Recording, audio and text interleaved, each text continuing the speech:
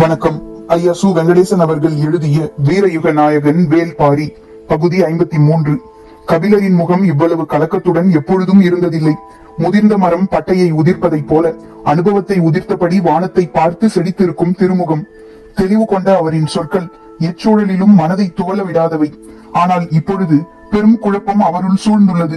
சொற்களை விட்டு விலகி அமைதி கொண்டேன் என்றார். சொற்களின் மீது தன் ஆசான் எவ்வளவு காதல் கொண்டவர் என்பதை அங்கவை அளவுக்கு உணர்ந்தவர் பரம்பில் வேறு யாரும் இல்லை. எழுத கற்கும் வரை உலகை சொற்களின் வழியாக பார்த்து பழகியவர்கள் எழுத கற்ற பின்தான் உலகை விழுங்கி நகரும் ஆற்றல் சொற்களுக்கு உண்டு என்பதை உணர்வார்கள். அவ்வாற்றலை உணர்த்திய ஆசான் சொற்களிடம் இருந்து இவ்வளவு விலகி நிற்பதேன் என காரணம் புரியாமல் திகைத்தாள் அங்கவை. பிற்பகல் நேரத்தில் வேயப்பட்ட குடிலில் அவர்கள் அமர்ந்திருந்தனர். ஆசான் சொல்வதை அங்கவை எழுதி கொண்டிருந்தாள். மன ஈடுபாடின்றி சொல்லும் ஒற்றை சொல் கூட ஒருவரை காட்டிக் கொடுக்கும், இன்னொருவரால் கண்டறியப்படும். குனிந்து எழுதி கொண்டிருந்த அங்கவை தலை நிமிரவில்லை. சொல்லப்பட்ட சொல்லின் வழியே ஆசானின் எண்ணத்துக்குள் போக முயன்று கொண்டிருந்தாள். எழுத்தை விட்டு வெளியேதான் அங்கவையின் மனம் இயங்கிக் கொண்டிருக்கிறது என்பதை கபிலரும் அறிவார். இருவரும் தெரிந்தேதான் ஒளிந்து கொண்டிருந்தனர். குடிலின் மறைப்புக்கு பின்னால் பறவையின் கீச்சொலி கேட்டது. குனிந்து எழுதி கொண்டிருந்த அங்கவை நிமிர்ந்து பார்த்தாள். அவளால் குரலோசையை வைத்து பறவையை கணிக்க முடியவில்லை. மீண்டும் ஒரு முறை கீச்சொலி கேட்டது. கழுத்தை நீட்டி பார்த்தாள். தெரியவில்லை. வெளிப்புறம் போனால்தான் கண்டறிய முடியும் என்றார் கபிலர். ஆசான் சொல்லி முடித்த கணத்தில் அவரது எண்ணத்தை அறிந்தாள் அங்கவை. எழுந்தவள் அப்படியே உட்கார்ந்தாள். கண் கலங்கியது. அவளால் எதுவும் பேச முடியவில்லை. ஏன் போகாமல் உட்கார்ந்து விட்டாய்? அங்கவையிடம் இருந்து மறுமொழி வரவில்லை. இதை போல்தான் என்னாலும் போக முடியவில்லை. சற்றே அமைதிக்கு பின் மெல்லிய குரலில் கேட்டாள். பரம்பில் இருந்து கொண்டு உங்களால் கண்டறிய முடியாத உண்மை என்ன ஆசானே? அவள் நிமிரவில்லை. கலங்கிய கண் ஆசானுக்கு தெரிய வேண்டாம் என நினைக்கிறாள் என்பது அவருக்கு புரிந்தது. தேவவாக்கு விலங்கிற்காக இவ்வளவு பெரிய முயற்சி ஏன் செய்யப்பட்டது? தலை நிமிர்ந்து பார்த்தால் அங்கவை. வைப்பூரும் அருகன்குடியும் எரிந்த பின் பாண்டியன் அடுத்து செய்ய போவதென்ன? கண்ணிமைக்காமல் பார்த்து கொண்டிருந்தாள். இதை போல எண்ணற்ற கேள்விகளுக்கான விடை பரம்பை விட்டு வெளியில் போனால்தான் கிடைக்கும். ஆனால் பாரியை பொறுத்தவரை இக்கேள்விகள் எதற்கும் விடை அறிய வேண்டிய தேவையில்லை என்று கருதுகிறவன். உங்களை பொறுத்தவரை இக்கேள்விக்கான விடை பரம்பின் எதிர்காலத்தோடு தொடர்புடையது. இதை அறிதல் அவசியம். உங்களை நான் நன்கு அறிவேன் என்று சொல்லிவிட்டு சற்று இடைவெளியுடன் தொடர்ந்தால், கட்டாயம் என்று கருதி இருந்தால் நீங்கள் போயிருப்பீர்கள். போகாமல் இருக்க அதனினும் பெருங்காரணம் இருக்க வேண்டும். வியப்போடு அங்கவையை பார்த்தார் கபிலர். பார்க்கும் பொழுதே தலையசைத்து காரணம் உண்டு என்பதை தெரிவித்தார். என்ன என்று அவள் கேட்கவில்லை. ஆசான் தன்னுள் இருந்து வெளிவந்து கொண்டிருக்கிறார். அவர் நினைக்கும் சொற்களின் மேல் கால் பதித்து நடந்து வரட்டும் என்று காத்திருந்தாள். நான் வெளியே போவது பரம்புக்கு நல்லதல்ல. எதிர்பாராத சொல்லாக இருந்தது. இந்த சொல்லிற்குள் இருக்கும் ஆழம் புரியவில்லை. கண்களை உருட்டியபடி அவரை பார்த்து கொண்டே இருந்தாள். கபிலர் சொன்னார். பரம்பின் உள்ளடுக்குகளை பற்றி, எவ்வியூரை பற்றி, பாரியை பற்றி, இங்குள்ள வாழ்வை பற்றி வேந்தர்களுக்கு எதுவும் தெரியாது. இரவில் கூத்து நிகழ்த்தி செல்லும் பாணர்களின் பார்வையில்தான் அவர்கள் பரம்பை பார்த்து கொண்டிருக்கின்றனர். வியந்ததை, அறிந்ததை, உணர்ந்ததை பாடி திரிவதுதான் எனது தொழில். ஆனால் எனது வாழ்வு முழுக்க வியந்து அறிந்து உணர்ந்தவற்றை விட பரம்பில் நான் உணர்ந்தவைதாம் அதிகம். எனது மொழியே பரம்பின் மொழியாகிவிட்டது. எனது குரல் குறிஞ்சியின் குரலாகிவிட்டது. இனி நான் பாடும் ஒவ்வொரு பாடலும் பரம்பின் பாடல்தான். நான் என்னை பரம்பனாக உணர்ந்து விட்டேன். சொல்லி நிறுத்தினார் கபிலர். அங்கவை இமைக்காமல் பார்த்து கொண்டிருந்தாள். அதுதான் எனது அச்சத்திற்கு காரணம். கபிலரின் குரல் இறுகியது. பரம்பின் ஆற்றல் ஒவ்வொரு செடியிலும், கொடியிலும், மலையிலும், மடுவிலும் இருக்கிறது. நான் இங்குள்ள மனிதர்களை பாடாமல் இயற்கையை மட்டுமே பாடினார் போதும். எதிரிகளுக்கு அதைவிட சிறந்த போர்க்குறிப்பு வேறொன்றும் இல்லை. அங்கவை உறைந்து நின்றிருந்தாள். பரம்பின் பலமும் வாழ்வும் யாரையும் மயக்கி இழுக்கும். அவற்றோடு எனது சொல்லும் சேர்ந்தால் எழும் ஆபத்து அளவிட முடியாததாகிவிடும். ஆசையின் நாக்குகள் பரம்பை நோக்கி என்றென்றும் நீள நான் சொல் தந்துவிடக் கூடாது. அதனாலேயே நான் வெளியேறி போக துணிவற்று இருக்கிறேன். சற்று முன்னே வந்து ஆசானின் கால் பற்றி அமர்ந்திருந்தால் அங்கவை. அவளின் தலையில் கை வைத்தபடி கபிலர் சொன்னார். என்னை அறியாமலே எனது மொழி பரம்பை காட்டி கொடுத்து விடுமோ என்று அஞ்சுகிறேன். இனி பரம்பை விட்டு என்னால் வெளிச்செல்ல முடியாது மகளே. சொல்லி முடிக்கும் முன் தொலைவில் யாரோ வருவது அறிந்து எழுந்து பார்க்க முனைந்தால் அங்கவை. கலக்கத்தில் இருந்து மீள முடியாமல் கண்மூடி திறந்தார் கபிலர். எதிர்வந்து நின்றான் பாரி. முகம் முழுவதும் அப்படி ஒரு மகிழ்ச்சி. பூத்து குலுங்கும் மலர் போல் புன்னகைத்தபடி உள்ளே வந்த பாரி அமர்ந்திருந்த கபிலரை கைப்பிடித்து தூக்கி வாருங்கள் போவோம் என்று அழைத்தான். பாரியின் முகத்தில் இவ்வளவு மகிழ்வை பார்த்து நீண்ட நாள்களாகிவிட்டன. கபிலரின் முகத்தில் அளவு கடந்த கவலையை பார்த்து கொண்டிருந்த அங்கவை அதற்கு நேர் எதிராக எல்லையில்லாத மகிழ்வோடு வந்து நிற்கும் தந்தையை பார்த்து திகைத்து நின்றாள். வாருங்கள் வேகமாக என்று கைப்பிடித்து இழுத்துச் சென்றான் பாரி. அங்கவையை வரச் சொல்லி கூறவில்லை. எனவே அவள் குடிலிலேயே நின்று கொண்டாள். கபிலருக்கு காரணம் எதுவும் விளங்கவில்லை. பார்த்து கொண்டிருந்த அங்கவை சிறிது நேரம் கழித்து தான் யோசித்தாள். கபிலரை மாளிகைக்கு அழைத்துச் செல்லாமல் காட்டுக்குள் ஏன் அழைத்துச் செல்கிறார்? முக்கியமான வேட்டை ஏதாவது கிடைத்திருக்கும் என்று எண்ணியபடி இருந்தால் பாரி உற்சாகம் குறையாமல் அழைத்துச் சென்று கொண்டிருந்தான். அவனை பார்த்தபடி நடந்து கொண்டிருந்தார் கபிலர். முகம் ஏன் இவ்வளவு கவலை கொண்டுள்ளது என்று கேட்டபடி முன் நடந்து சென்றான் பாரி. அளவற்ற மகிழ்வோடு இருக்கும் ஒருவனிடம் கவலையை எப்படி பகிர்ந்து கொள்வது? கபிலர் சொல்லற்றவரானார். மாறுபட்ட இரண்டு உணர்ச்சிகளில் ஒன்றிலிருந்து இன்னொன்றுக்கு தாவ சட்டென மொழி கை கொடுப்பதில்லை. மொழி வலிமையற்று இருக்கும் இடத்தில் நின்று பேசுவதுதான் புலவனின் ஆற்றல். ஆனால் அவ்வாற்றலை வெளிப்படுத்தும் மனநிலையில் கபிலர் இல்லை. அமைதியாய் வரும் கபிலரை பார்த்து பாரி கேட்டான், பகிர்ந்து கொள்ள முடியாத கவலையா? இல்லை என்று சொல்லியபடி நடந்தார். ஆனால் தொடராமல் சொல் நின்றிருந்தது. எவ்வியூரின் நாகப்பச்சை வேலியை கடந்து உட்காட்டுக்குள் நுழைந்தனர். செடி கொடிகளை விலக்கி முன்னே நடந்து கொண்டிருந்தான் பாரி. மெல்லிய குரலில் கபிலர் பேசத் தொடங்கினார். நாள் தவறாமல் கூத்து நடக்கிறதே, அவற்றில் என்ன நடக்கிறது என்பதை கவனித்தாயா? கூத்துக்களத்தில் எவ்வளவோ நடக்கிறது, நீங்கள் எதை கேட்கிறீர்கள்? கபிலர் மீண்டும் அமைதியானார். அறியாமல் பேசுபவன் அல்ல பாரி. ஆனால் அறிந்தவனைப் போல அவன் பேச்சில்லை. என்ன சொல்வதென்று சிந்தித்தபடியே நடந்தார். பாணர் கூட்டத்துக்குள் பாடத் தெரியாதவனும் இருக்கிறான். இசைக்கருவிகளை வாசிப்பவர்களுக்கு நடுவில் அதில் பயிற்சியே இல்லாதவனும் உடன் வருகிறான் என்று சொல்லிய கபிலர் சற்றே தயக்கத்தோடு சொன்னார். கூத்து நடத்த வரும் பாணர் கூட்டத்தில் ஒற்றர்கள் நிறைய வருகிறார்கள். முன் நடந்தபடி பாரி சொன்னான். பரம்பு நாட்டை இவ்வழியின்றி வேறு எவ்வழியில் அவர்களால் வேவு பார்க்க முடியும். எனவே கூத்து கலைஞர்களோடு ஒற்றர்கள் எல்லா காலங்களிலும் வந்து கொண்டேதான் இருக்கிறார்கள். அதனால் ஆபத்து உருவாகிவிடாதா? தெய்வத்தின் உருவில் எதிரி வந்தால் வணங்கித்தானே ஆக வேண்டும். சொல்லால் சிதைவுற்றார் கபிலர். முன்னடந்து செல்லும் பாரியை பின்தொடர முடியவில்லை. வாழ்வின் பாதை அவ்வளவு செழிப்புற்று இருந்தது பாரிக்கு. செழிப்பே ஆனாலும் மரித்து கிடக்கும் கொடிகள் இடையூறுதானே.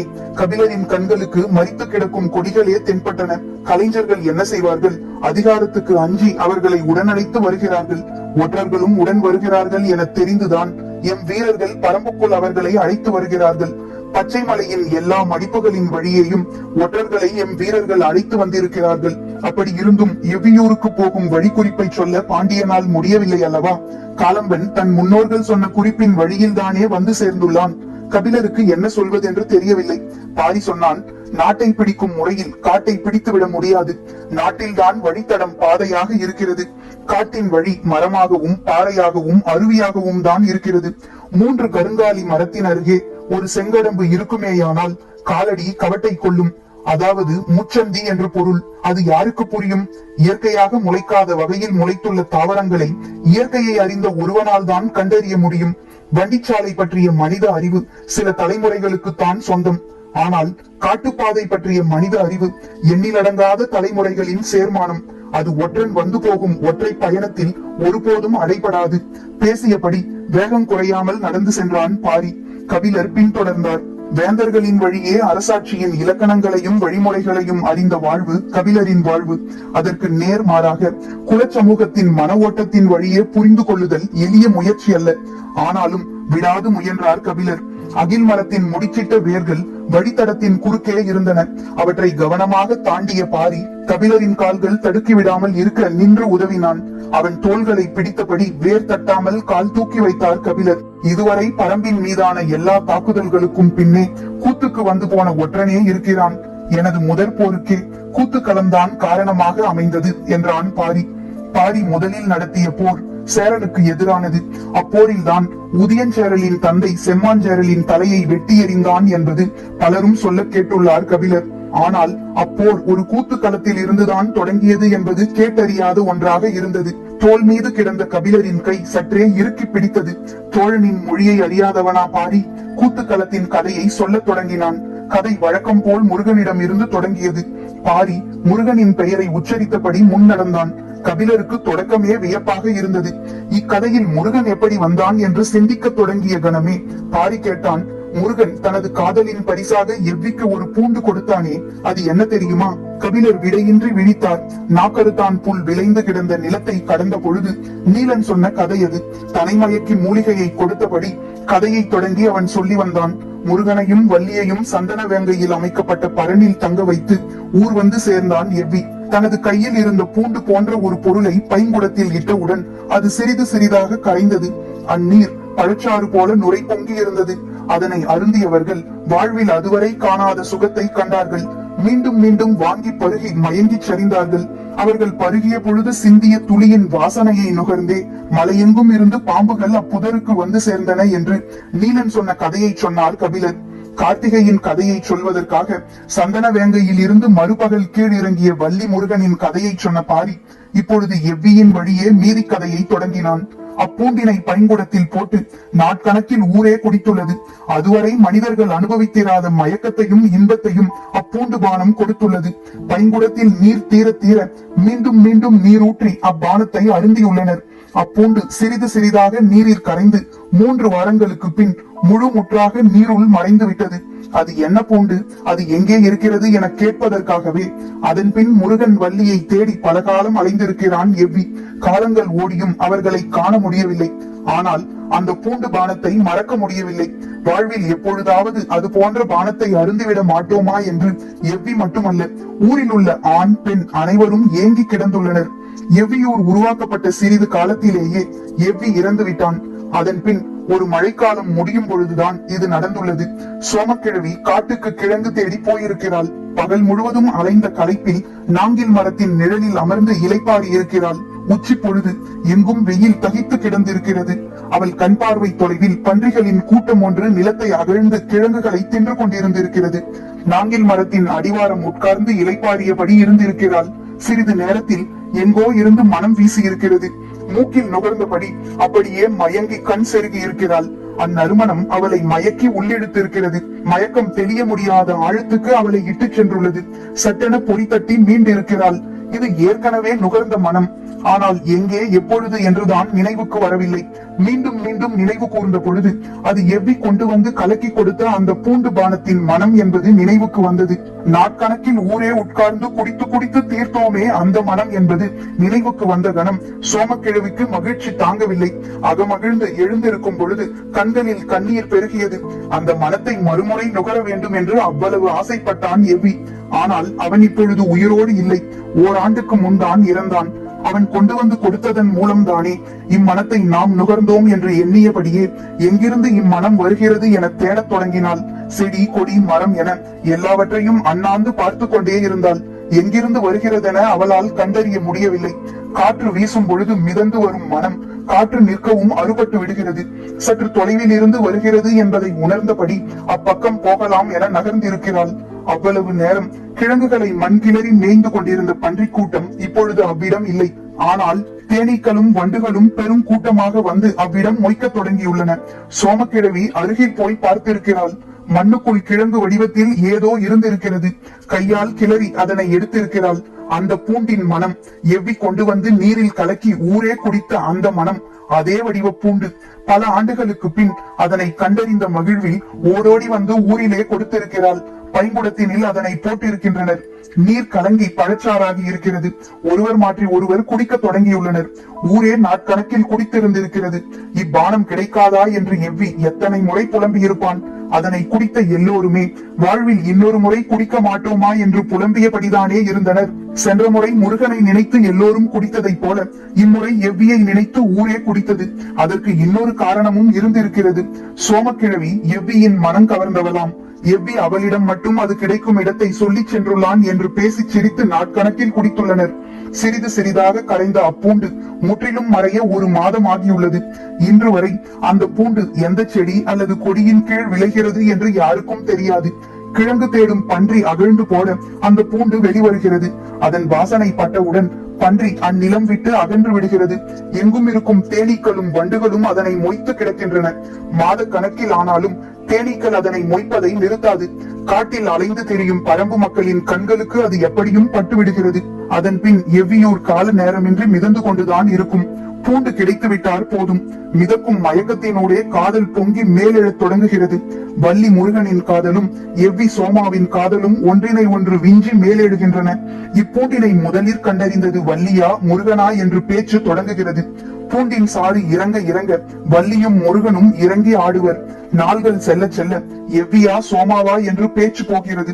ஆட்டமும் பாட்டுமாக பகலிரவு பாராமல் ஊரே மிதக்கிறது. காதலின் பரிசாக வள்ளி முருகன் இருவரும் எவ்விக்கு கொடுத்திருக்கலாம். ஆனால் தன் காதலிக்கு அதனை கொடுத்தது எவ்விதான். தன் காதலனின் நினைவாக அதனை கண்டறிந்தது சோமக்கிழவிதானே. எனவே அவளின் பெயரையே அதற்கு சூட்டினர். அது சோமப்பூண்டு என்று அழைக்கப்பட்டது. சோமப்பூண்டின் சாறு குடித்து ஊரே மயங்கி கிடப்பவனை கிழவியின் பெயரை சொல்லி சோம்பி கிடக்கிறான் என்று சொல்லிக் கொள்வர். எவ்வியூர்காரர்களுக்கு தான் தெரியும் சோம்பல் முறிக்க மாதம் ஆகும் என்று. முறிக்க முடியாத மயக்கத்தை முறிக்கும் ஆற்றல் எதற்கும் இல்லை. வள்ளியின் காதலும் சோமாவின் காதலும் இணைந்த மயக்கம் அல்லவா அது. முருகனும் எவ்வியுமே மீள முடியாத கிறக்கம் அல்லவா அது. சோம்பி கிடக்கும் சுகம் வேறு எதில் வாய்க்கும்? கேள்வி எழுப்பியபடி உற்சாகம் பொங்க துள்ளி குதித்து ஓடிக்கொண்டிருந்தான் பாரி. கதையை நிறுத்தி சொல்லாமல் இவ்வளவு வேகமாக சொல்லிக் கொண்டு ஓடுகிறானே என்ற பதற்றத்தில் பின்தொடர்ந்து கொண்டிருந்தார் கபிலர். கதை என்றாலே ஓட்டம் கூடும். அதுவும் வள்ளி முருகனின் கதை. அதுவும் வாழ்வில் காணாத பெரும் மயக்கத்தை உண்டாக்கும் கதை. ஓட்டம் கூடிக்கொண்டே இருந்தது. கபிலர் வேகம் கொள்ள கதை சொன்னால் போதும். கதையில் மயங்கும் கபிலருக்கு மயக்கத்தின் கதையை சொன்னால் என்னவாகும்? அதுதான் இப்பொழுது நடந்தது. கபிலர் நடக்கவில்லை, ஓடிக்கொண்டிருந்தார். சற்று தொலைவில் இரு பெண்களும் ஒரு பெரியவரும் நின்றிருந்தனர். அவர்களை நோக்கித்தான் பாரி சென்று கொண்டிருந்தான். யார் அவர்கள்? அங்கென்ன செய்து கொண்டிருக்கிறார்கள் என்று சிந்தித்தபடி பின்தொடர்ந்தார் கபிலர். அருகில் செல்ல செல்ல அவர்களை சுற்றி தேனீக்களும் வண்டுகளும் இடைவிடாமல் பறப்பது தெரிந்தது. கபிலரின் முகத்தில் வியப்பு மெல்ல படரத் தொடங்கியது. பாரிக்கு செய்தி சொல்லி அனுப்பி அவனது வருகைக்காக காத்திருந்தனர். பாரி அருகில் போய் மண்ணுள் கிடந்ததை கிளறி முழுமையாக மேலெடுத்தான். இதுவரை முகர்ந்திராத மனத்தை முகர்ந்தார் கபிலர். நாசிக்குள் ஏறிய கணம் உள்ளுக்குள் ஒரு கிறக்கம் உருவானது. சட்டென தலையை மறுத்து ஆட்டி பாரியின் அருகில் போனார். நின்றிருந்தவர்கள் கபிலரை வணங்கி விலகி நின்றனர். கபிலர் அவர்களை வணங்கி நின்றார். முருகனும் வள்ளியும் எவ்வியின் கைகளில் கொடுத்த சோமப்பூண்டை எடுத்து கபிலரின் கைகளில் கொடுத்தான் பாரி. பரம்பின் குரல் ஒலிக்கும்.